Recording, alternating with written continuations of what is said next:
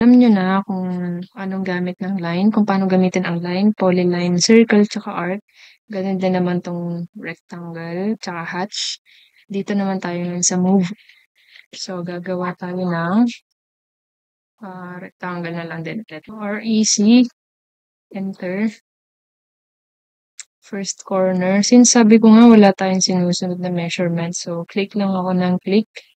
Tapos click mo 'tong move. Tapos highlight mo 'tong object, enter, specify base point.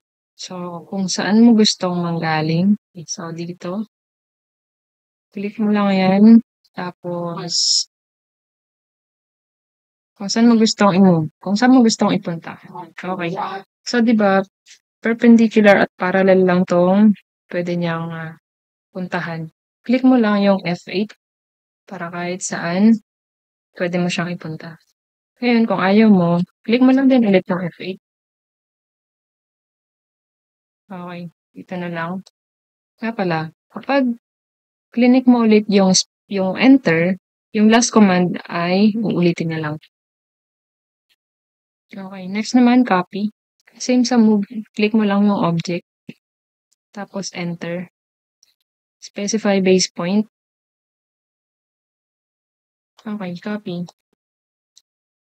Dito sa copy, kahit ilang beses mo siyang kopyahin, pwede yan. Maglan lang tayo kahit nasan. Okay, okay na yan. Click mo tong trim. Tapos nakalagay dito. Yan. Etong trim. Yung pinakamalapit na boundary, yun yung matitrim. Kaya mo rito. Okay.